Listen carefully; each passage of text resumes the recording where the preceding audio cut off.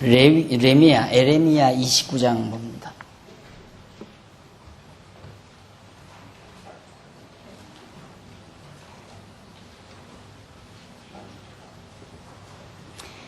에레미야 29장 8절.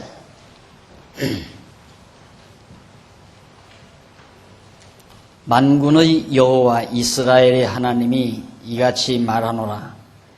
너희 중 선지자들에게와 복술에게 혹하지 말며 너희가 꾼 바 꿈도 신뢰하지 말라. 내가 그들을 보내지 아니하였어도 그들이 내 이름으로 거짓을 예언함이니라. 여호와의 말이니라. 9절까지 봉독했습니다. 오늘은 19페이지, 교재 19페이지 중간 조금 못 미쳐서 양쪽 가로 신비주의 신앙에 대한 내용입니다. 즉 행복 추구에 있어서 문제가 있는데 그 문제 중에 하나가 종교적인 문제, 세 번째 문제입니다. 첫 번째는 정치적인 문제, 두 번째는 교육적인 문제, 세 번째가 종교적인 문제입니다.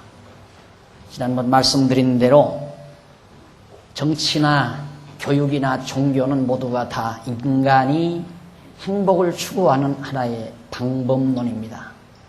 정치를 잘해야 백성이 행복하고 교육을 잘 받아야, 좋은 교육을 받아야 행복하게 살 수 있고, 또 신앙생활, 종교생활은 인간을 행복하게 하는 하나의 수단으로 그렇게 인식해 오고 있습니다. 그렇기 때문에 이 행복 추구의 방법이 물론 다양하지만은 바로 이 정치적인 문제, 교육적인 문제, 종교적인 문제들이 있기 때문에 우리의 행복 추구에는 문제가 있다 하는 내용이거든요. 그래서 오늘은 이제 종교적인 문제 중에 첫 번째 문제인데 그것이 뭐냐면 신비주의 신앙에 대한 문제입니다. 자, 이제 이 신비주의 신앙은 인간이 신과 직통한다 이 말이죠. 인간 자신이 하나님과 신과 직접적으로 통해서 모든 문제를 해결함으로써 행복한 삶을 영위하려는 그런 종교적인 문제입니다. 그러니까 사람이 살아가다가 많은 문제가 부딪혀 오잖아요. 여러 가지 생을 살아가는, 영위하는 데 있어서 많은 심리적인 문제, 환경적인 문제, 이웃에 관한 문제, 동료와에 관한 문제, 또한 친척들과에 관한 문제, 경제적인 문제, 다양한 많은 문제들이 우리 삶 속에서 부딪혀 오는데, 이런 여러 가지 문제들을 신에게 직접 의뢰해서 신과 직통을 해서 그런 문제들을 해결하고 행복을 얻어보려는, 행복함을 얻어보려는 종교적인 노력, 그런 종교적인 신앙, 이걸 신비주의 신앙이라고 말합니다. 신비주의란 자기가 신과 직접 통하려고 하는 신앙적 모습이에요. 생태, 신앙적 생태. 이런 생태는 우리 기독교 안에서도 아주 다분하게 많이 볼 수 있죠. 다분하게 우리들이 느낄 수가 있죠. 거의 다 아마 좀 신앙생활에 열정적으로 신앙생활을 한다는 사람들은 대부분이 이 신비주의에 덫에 얻어걸린 사람들입니다. 그래서 내가 기도하면 신이 바로 나에게, 하나님이 나에게 응답을 하고, 내가 뭘 물어보면 신이 당장 나에게 해답을 던지고, 내가 문제가 있을 때 그걸 구하면 하나님이 직접 다 해결해 주시고, 이런 생각, 내가 요구하는 대로 그때그때마다 응답해 주시고, 이런 생각을 아마 가지지 않은 성도가 거의 없다시피, 그래서 오전 시간에도 말씀드렸지만 너무 기독교가 좀 비스무리하게라도 좀 위치를 잡았으면 참 좋은데 너무 빗나가 버렸어요. 저쪽 편으로 너무 빗나가다가 보니까 어떤 때는 이질감을 느낄 만큼 기독교에 대해서, 교회에 대해서 이질감을 느낄 만큼 그렇게 먼 거리에 우리 교회 위치가, 현대 교회 위치가 자리하고 있다. 이것이 사실상 우리의 서글픔입니다. 자, 이런 상태에서는 우리가 행복을 추구한다는데 커다란 문제로 다가오지 않을 수가 없죠. 잘못 속에서, 허위 속에서, 거짓 속에서 행복을 얻는다? 그건 아니잖아요. 자, 행복이라는 것은 평안과 같은, 편안함과 같은 건데, 우리 보통 그러잖아요. 이 진리, 자유, 평화. 진리, 자유, 평화 이렇게 말하는데 이 말은 진리가 우리 인간을 자유케 하고 그 자유함이 우리에게 평화를 가져다 준다. 이거 다 관련돼 있거든요. 별개의 것으로 독립적 개념으로 존재하는 것이 아니라 이 세 개의 언어는 다 연결고리를 가지고 있습니다. 그래서 진리가 없이는 자유함이 없어요. 자유함이 없는 곳에 평화가 없죠. 즉 평화가 없다는 말은 행복이 없다는 얘기 아니에요. 행복이 없다. 행복이란 평화로움인데 평화 없이 행복할 수 있어요? 그러니까 평화하려면, 평화를 누리려면 자유함이 있어야 되고 이 진정한 자유함은 진리에서 얻어진다. 그러면 허위, 거짓이죠. 죄송합니다. 한글도 잘못 써. 맞죠? 이게 거짓. 네. 거짓은 자유가 아니라 부자유. 그렇죠? 반대니까. 진리의 반대는 거짓이니까. 허위, 거짓이니까. 자유의 반대가 부자유 아니에요? 부자유의 반대는 평화가 아니라 혼란.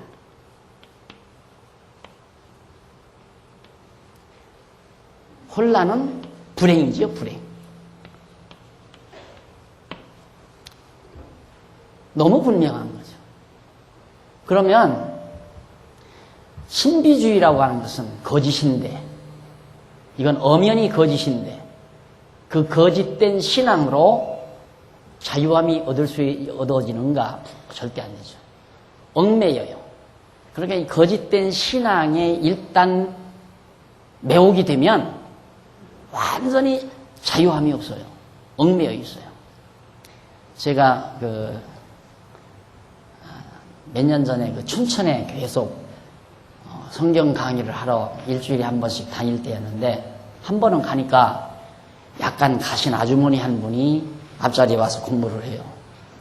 근데 공부하다 말고 뭘 자기 혼자서 마치 요즘 핸드폰 귀에다 꽂고 밥 먹다가도 친구들하고 앉았다가도 자기 혼자 이렇게 하는 사람 있잖아요. 그럴 때마다 가끔 놀랄 때가 있는데 그 자기는 전화하는 거거든요. 전화가 와서 꼭 그래요.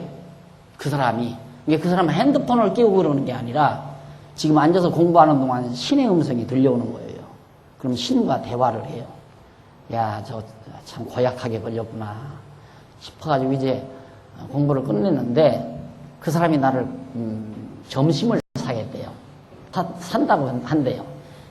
그리 귀신이 사주는 점심 감정 한번 먹어보자 하고 이제 따라갔어요. 따라갔는데 처음 본 남자를 꼭 붙들고 나 좀 살려달래요. 왜 그러냐니까 너무너무 괴롭습니다. 자유롭지 못해요. 시장도 마음대로 못 간대요. 방에서 부엌해도 마음대로 못 가요. 가라고 해야 가는 거예요. 눕는 것도 마음대로 못 넣어요. 누워라 하면 누우고 일어나라 하면 일어나야 돼요. 아이들도 학교를 마음대로 못 보내요. 보내라 하면 보내고 보내지 말라면 못 보내야 돼요. 문을 잠그라 하면 잠고 열어라 하면 열고. 그게 계속. 그러니 얼마나 부자유스러워요. 그러니까 엄청난 혼란, 불행이 밀려온 거죠. 그러니까 나 좀 살려달라는 거예요. 거짓은 절대 우리에게 자유함을 못 줍니다. 얽매예요. 얽매. 그러니까 신앙도 내가 자, 이런 이론적 배경, 이론만이 아니죠. 이게 진리인데, 이런 진리의 배경에서 여러분 억지로 하지 말라는 말을 하는 이유, 이제 아시겠죠? 억지로 하는 건 부자유함이거든요. 정말 우리 성도님들이 진리를 깨달았다면 그 진리가 우리를 자유케 해요. 진리가 우리를 자유케 한단 말입니다. 그러니까 그 자유로움은 하고 싶으면 하고 하기 싫으면 안 하는 게 자유예요. 꼭 해야만 하는 것은 억압이죠. 억압의 반대란 말입니다. 부자유, 억압, 쉬운 말로는 억압. 부자유. 거짓은 우리를 억압한단 말입니다. 그러니까 인간 세계라고 하는 것은 동물 세계가 아닌, 동물 세계는 억압이 필요해요. 아무리 순한 소도 코를 뚫지 않아요. 왜? 억압하기 위해서. 다스리기 위해서 그런단 말입니다. 소. 목을 메고, 염소도 목을 메요. 목을 붙들어 맨단 말입니다. 닭도 가둬야 되고. 이게 모두가 다 억압이거든요. 동물 세계는 억압을 해야 돼요. 말도 그러잖아요. 자갈을 묵여야 돼요. 말이 가축이라고 하지만 인간의 교통수단으로 또 인간이 짐을 나르는 운반수단으로 쓰는 말이지만은 그 말도 억압을 해야 돼요. 안 가면 때려야 되고 또 말 안 들으면 어떻게든지 유도를 해서 하도록 강요를 해야 되고 강압을 해야 되고 그래야만이 부려먹는단 말입니다. 우리가 자꾸 민주주의, 자유민주주의 이런 말 하는 건 참 그게 서구 사상이란 말입니다. 그 서구 사상은 기독교 사상의 배경을 이루고 있는 거예요. 그러니까 기독교 기자도 모르는 사람이 자유민주주의라는 말을 하는 것은 그냥 말장난이에요. 말장난. 진리가 뭔지 모르는 백성들을 데리고 자유민주주의가 가능해요. 그러니까 여모로 저모로 다 억압 정책을 할 수밖에 없는 것이 미개한 사회의 정치제도란 말입니다. 이 순수한 인간 세계는 바로 이거예요. 진리를 터득하게 하면 모든 인간들이 자유함을 얻어요. 그 자유함 속에서 평화를 누리게 된단 말입니다. 그러니까 누가 이래라 저래라 할 필요 없어요. 진리를 잘 터득하게만 해놓으면 모든 사람들이 자유함 속에서 평화롭게 살아간단 말입니다. 이게 원리예요. 근데 진리가 없는데 이게 가능해요? 지난번 말씀드린 대로 현대 사회는, 현대 학문은 진리를 포기했어요. 절대 진리라는 걸 포기했단 말입니다. 그럼 절대 진리는 없지만 상대적인 진리는 존재한다는 얘기죠. 이 상대적 진리는 가변적이고 변하고 사람마다 진리의 견해가 다를 수 있다는 전제하에서 출발하는 것이 상대적 진리예요. 너는 그렇게 생각하지만 나는 그와 반대다라는 것을 공공연하게 주장할 수 있는 그것이 바로 상대적 진리란 말입니다. 그것은 자연히 혼란을 가져오죠. 네 생각과 내 생각이 다르면 거기에서 서로 충돌이 와요. 그렇잖아요? 네 생각과 내 생각에 충돌이 온단 말입니다. 이 충돌은 자연히 혼란을 불러오는 거예요.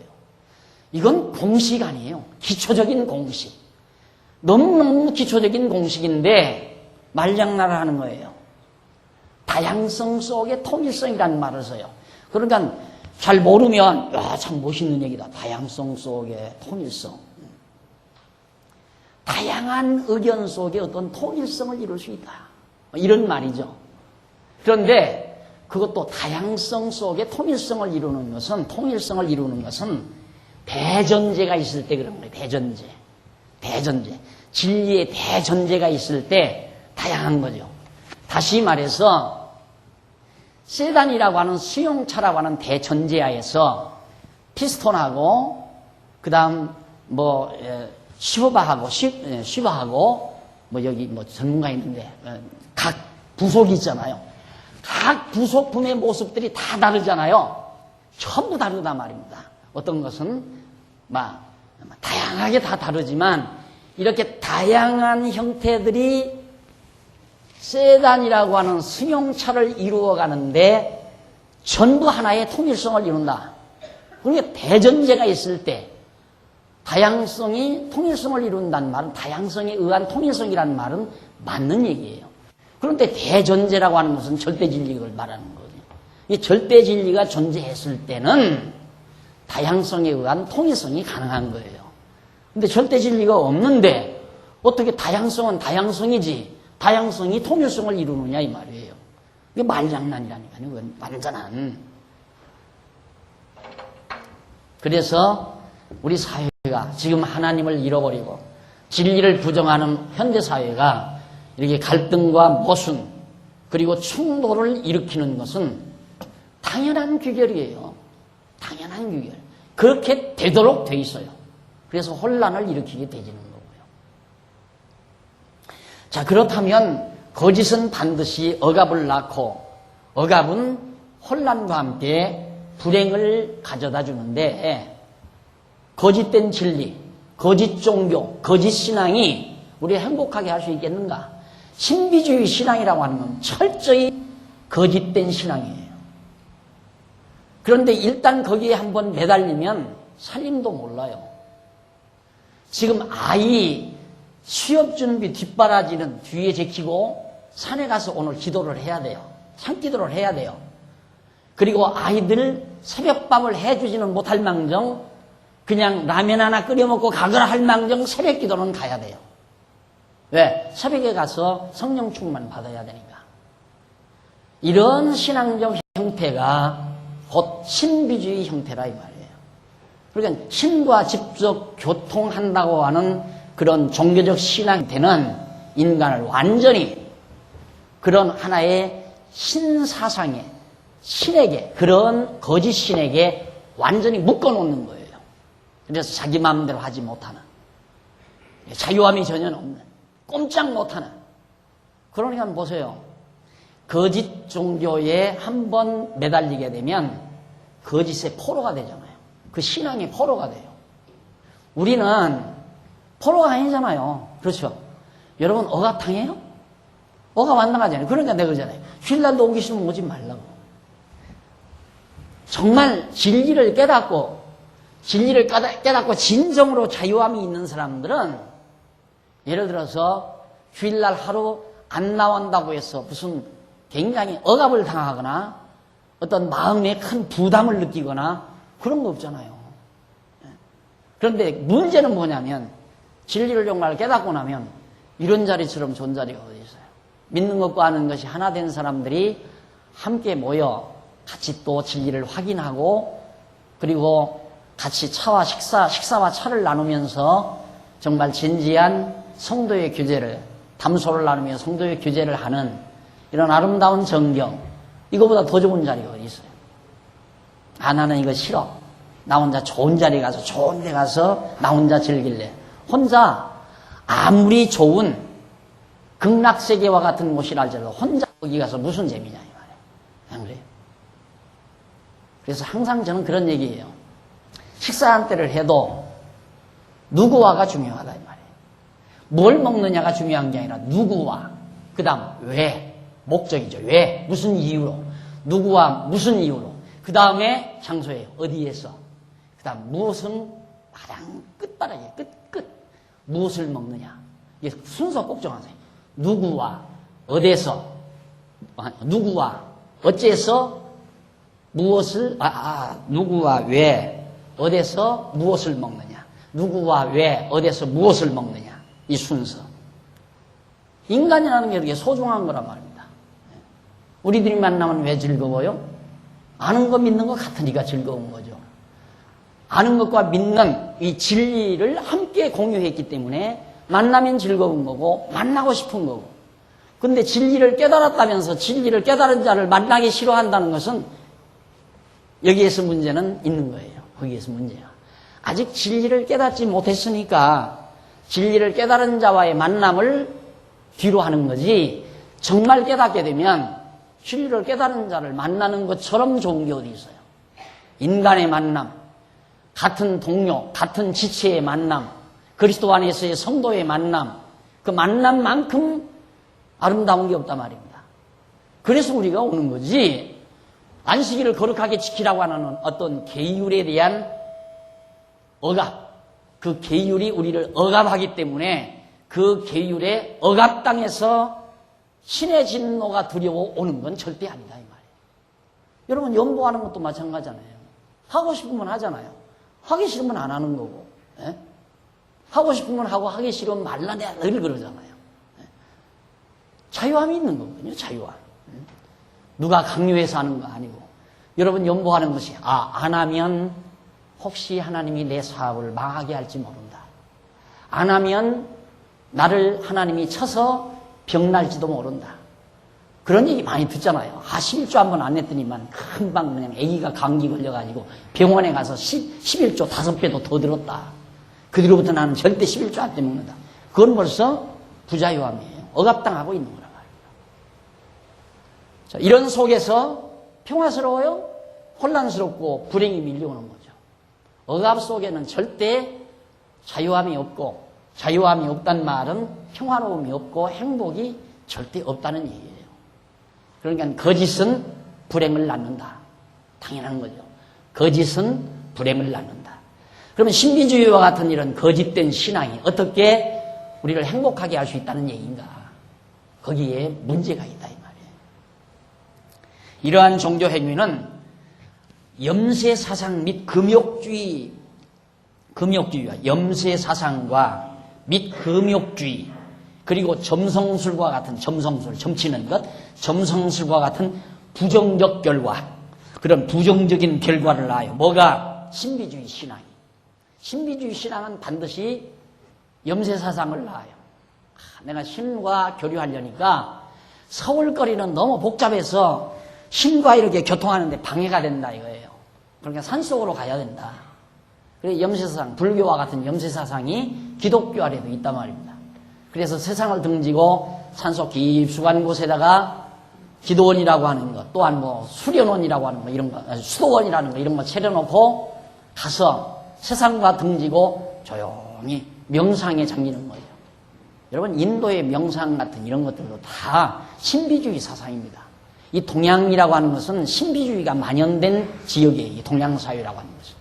그러니까 미국인들이, 서구인들이 동양의 신비주의에 빠져버리잖아요.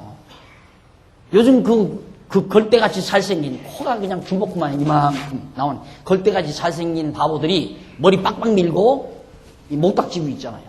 왜? 자기네들은 그런 맛을 못 봤거든요. 서구인들은 이지적인 사람들 아니에요. 그래서 과학적으로 분석하고 이지적으로, 이성적으로 이게 올바르게 판단이 돼야 이게 정리를 하는 그런 이제 소유의 사람들인데, 과학이 한계를 느끼니까, 과학이 정확한 진리에 대한 해답을 못 주니까 답답하단 말입니다. 그러다가 이 바로 동양의 신비주의에 빠지는 거예요. 그래서 이제 불교에 입도하고 인도의 신비주의에 빠지게 돼요. 염세사상이죠. 염세사상. 세상을 등지고. 염세사상은 바로 무엇과 통하는 금욕주의. 시집가서도 안 되고 장가가서도 안 되고 모든 욕심을 버리고 돈 벌어서도 필요 없고 사업할 필요도 없고 모든 욕심 다 저버리고 깨끗하게 신선처럼 살아가는 신선사상. 이게 중국의 도술, 인도의 도술에 바로 이 신선사상이 있잖아요. 그 불교 같은 데 보면 벽화 같은 거 그린 거 보면 구름 쫙 이렇게 해놓고 구름 위에 딱 소연정감 앉아있는 거 있잖아요. 그게 신선이에요. 그게 다 염세주의와 소위 금욕주의가 나눈 하나의 사상적 결과란 말입니다. 이게 전부 거짓된 거거든요. 다 가정된 것들이고.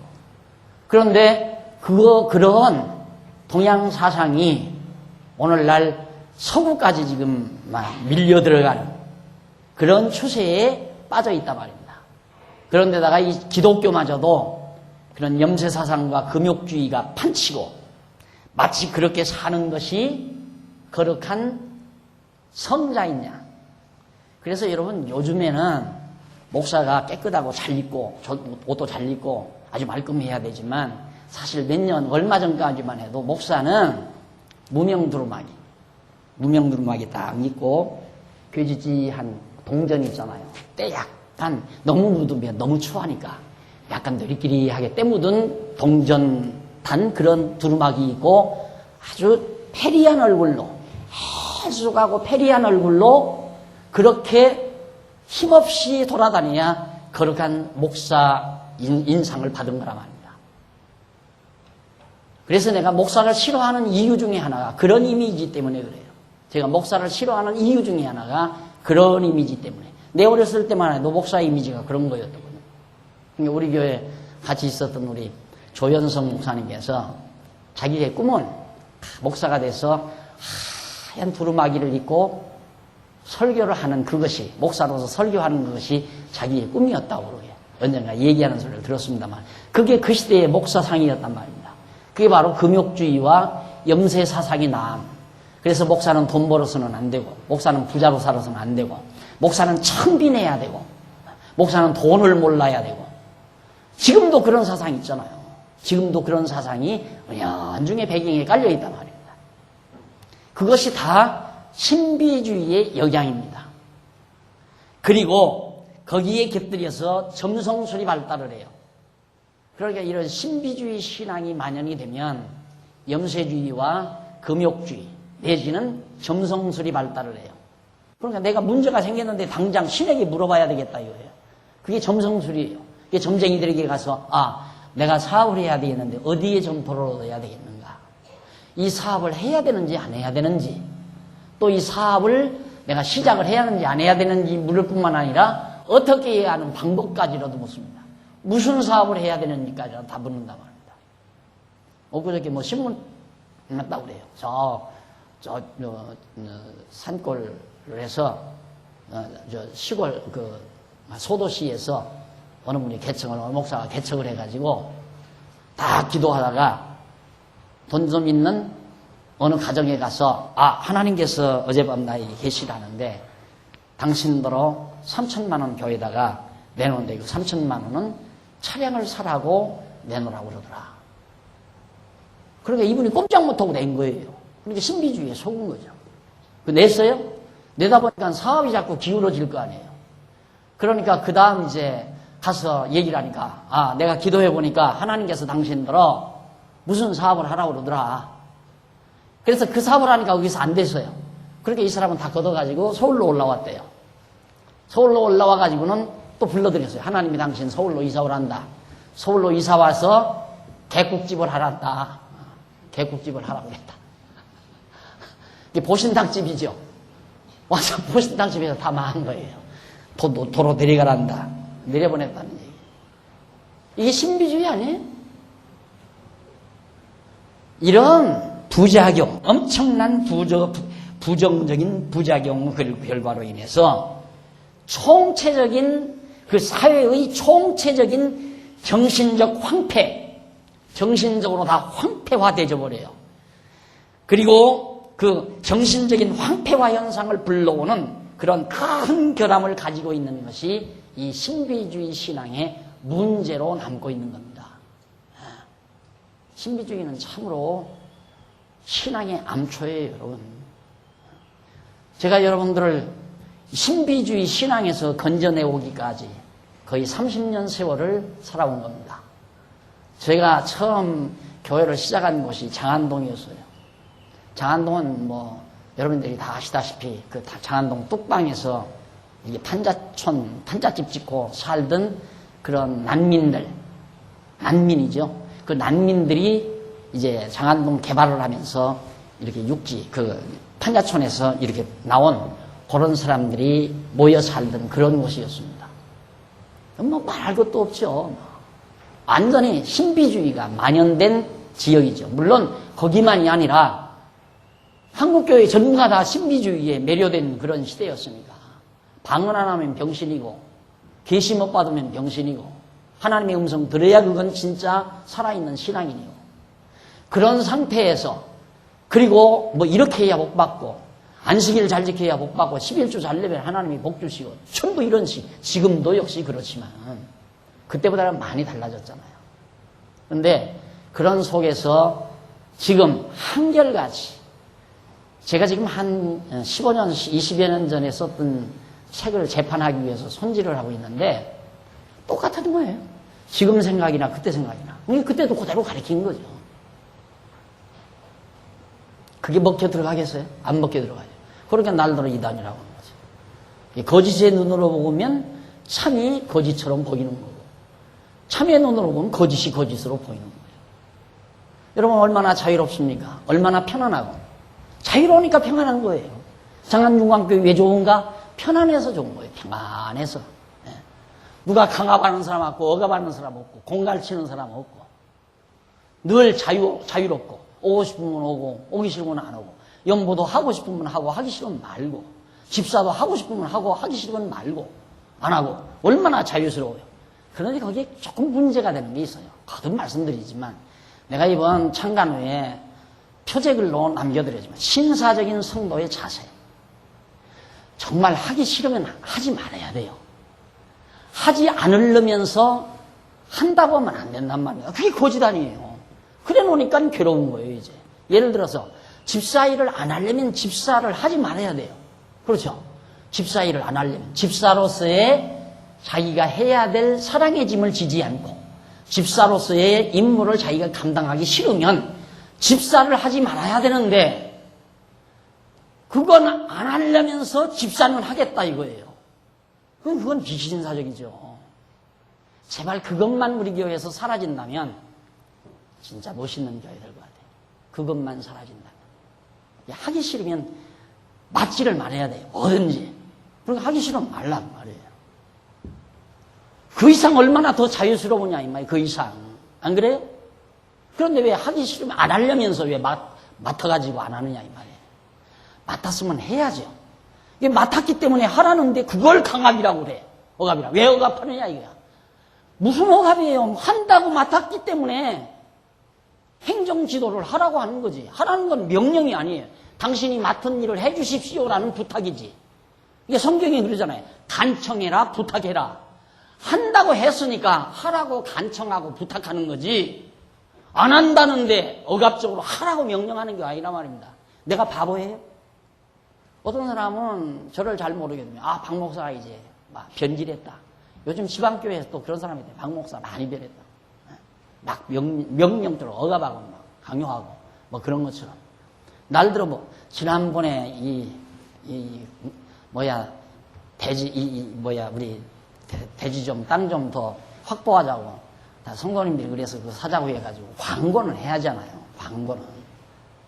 그래서 아무래도 내가 한마디 해드려야 되겠다. 2번 딱 했는데 그것 듣고 실족한 사람들이 많아요. 그 광고를 듣고.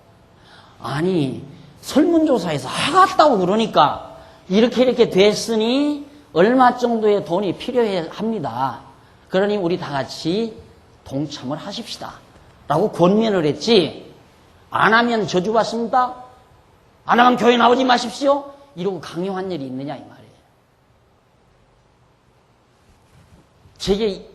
제가 가지고 있는 신앙적 정신, 신학적 바탕이 이거예요. 절대 강요 안 해요. 그 대신 한 가지 꼭 부탁이 있어요. 내년도부터 자기가 감당할 수 없으면, 그 일을 감당할 수 있으면 하지 않는 것이 신사적이에요. 자기가 맡아가지고 안 하는 것은 비신사적인 것이고, 그건 거짓된 것이고, 거짓된 것은 결국 부자유스럽기 때문에 혼란스럽고 불행스러울 수밖에 없는 거예요. 예를 들어서 자기가 집사 일을 안 하려면서 집사를 또 맡았어요. 그런데 재직해 하잖아요. 재직이 딱 하면 우리가 이런 일을 해 가십시다. 그러다 보니까 각자가 내가 감당해야 될 짐이 있잖아요. 그러면 자연히 그런 일을 하자는 것이 억압으로 다가와요. 하기 싫은데 억압으로 다가온단 말입니다. 그러니까 결국 불행감을 느끼게 되는 거죠. 그래서 속상하고, 그래서 남에게 욕하고, 박 목사 변했다고 그러고, 강요한다고 그러고, 억압한다고 그러고, 이런 말이 나오는 거란 말입니다. 맞지 않으면 돼요. 제가 늘 그러잖아요. 아무도 안 하면 나 혼자라도 한다고 그러잖아요. 그 각오가 있어요, 저는. 아무도 안 하시면 나 혼자라도 한다는 각오가. 왜? 너무 분명하고 확실한 거니까. 이런 말을 기분 나쁘게 듣지 말고 우리 좀 신사답게 되자는 간곡한 바람에서 하는 얘기예요.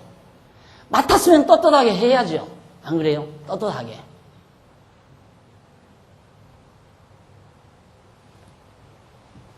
그래서 거짓은 우리에게 불행을 가져다 주지 절대 행복을 가져다 주지 못한다.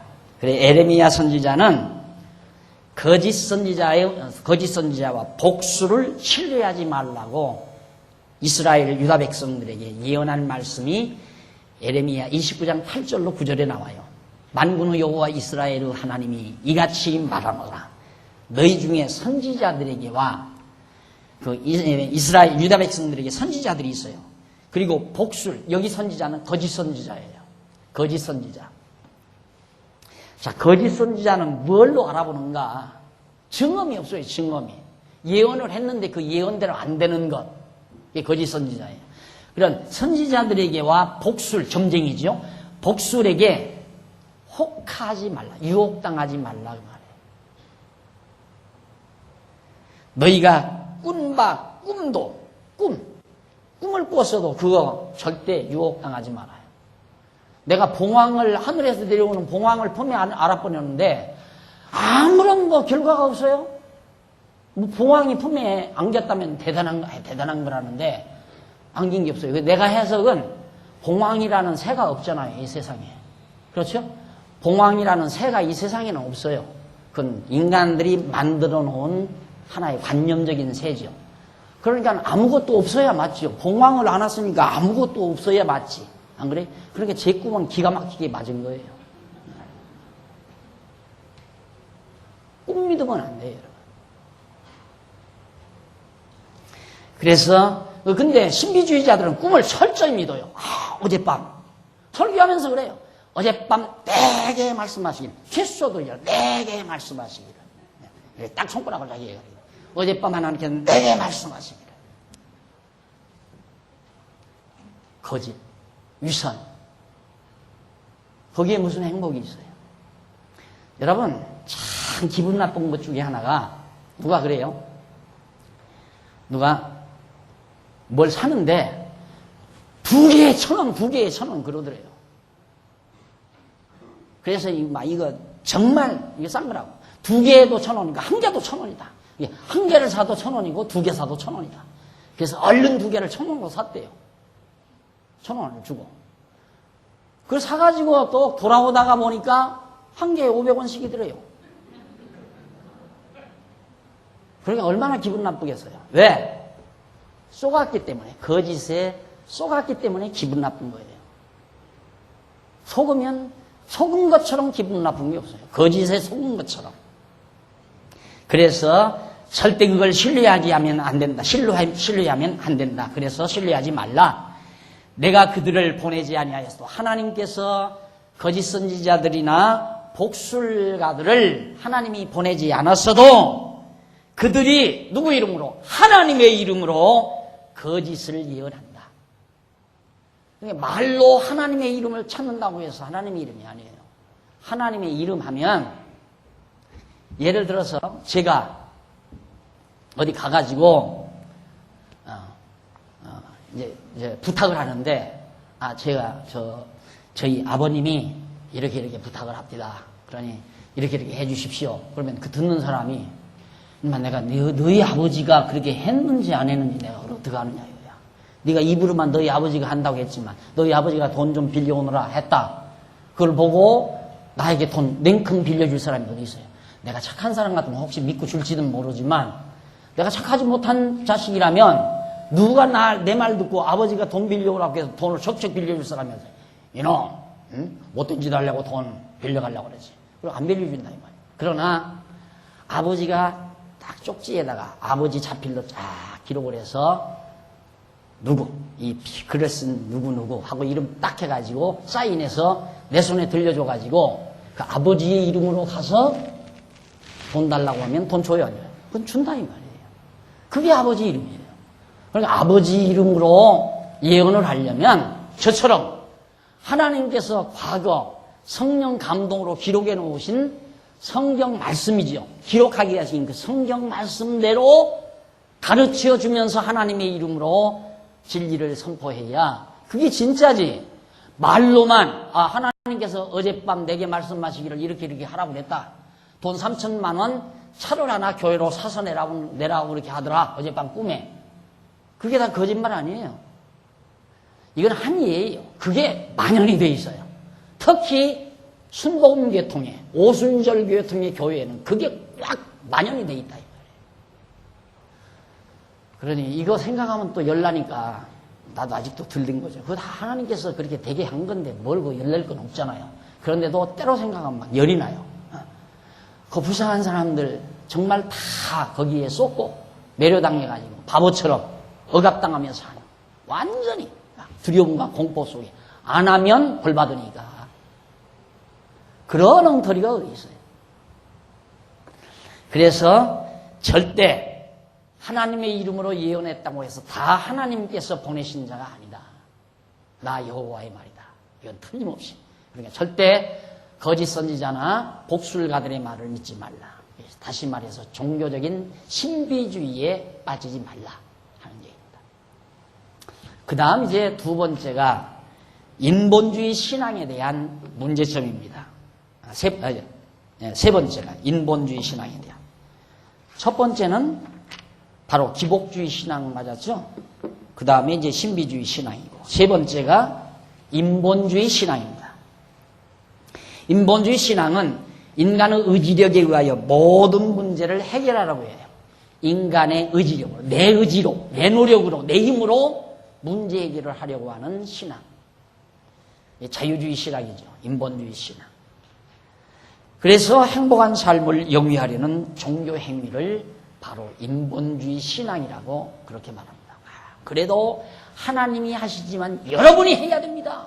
여러분이 이렇게 해야 하나님이 이렇게 해주신다. 이거 다 인본주의죠. 왜 그게 인본주의냐? 우리는 착각하면 얼른 언어의 마술에 얻어 걸리게 되면, 하나님이 예를 들어서 50% 하시고 인간이 50%, 이렇게 하면 하나님과 인간이 대등하게 합력해서 일을 이룬다. 또 하나님이 70% 하시고 인간이 30% 이렇게 하신다고 보면 하나님이 나보다 인간보다 더 많이 하시니까 이 신본주의다. 그렇게 하는 거예요. 그러나 문제는 이 언어 마술에 걸리면 안 돼요. 문제는 인간에게는 면이라는 말이 있어요. 대전제. 면. 인간이 이렇게 하면 신다. 하나님은 이렇게 해 주신다. 인간이 하면 하나님이 주신다. 그럼 누구에 따라서 행동하는 겁니까, 하나님이? 인간이 주도하는 거예요. 주고 안 주고 하는 거 누가 주도하는가? 인간이 주도해요. 이거 완전히 다 인본주의예요. 인본주의 신앙. 자, 장로교가 예를 들어서 하나님은 70% 하시고 인간이 30% 해야 된다. 이런 정도라면 장로교는 신본주의다. 또 감리교, 알미니안주의는 인간이 50% 하나님이 50%면 이건 하나님과 인간을 대등하게 놓으니까 좀 문제가 있다. 이게 언어 마술에 걸린 거예요. 여러분, 말이라고 하는 건 굉장히 중요한 겁니다. 대전제예요. 하면 인간이 먼저, 사람이 먼저, 이 말이 하면이란 말은 사람이 먼저 하면 다음에 주신다. 다음에 준단 말, 하나님은 따라온다 이 말이에요. 사람이 하는 데 따라서 하나님이 따라오신다. 하나님이 따라서 하신다. 그럼 누가 앞선 거예요? 사람이 앞선 거 아니에요. 사람이 앞선 거기 때문에 인본주의라 이 말이에요. 모두가 다. 인본주의가 꼭 인간이 100%, 하나님은 0%. 다 인간이 해야 한다. 이것만 인본주의가 아니라 50대 50도 인본주의고 70대 30도 인본주의라 이 말이에요. 모두가 다. 왜? 먼저 하면 다음에 하나님이 주는 거니까.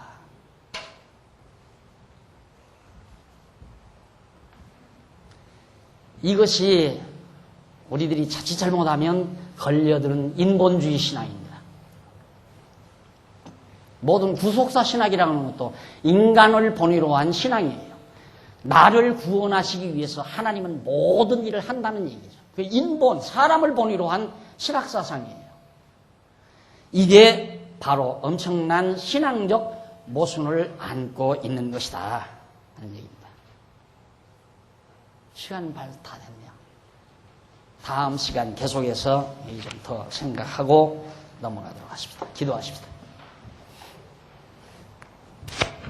하나님 아버지, 오늘 저희들 다시 불러 모으시고 우리가 행복 추구에 있어서 종교적인 문제들을 하나하나 짚어보았습니다.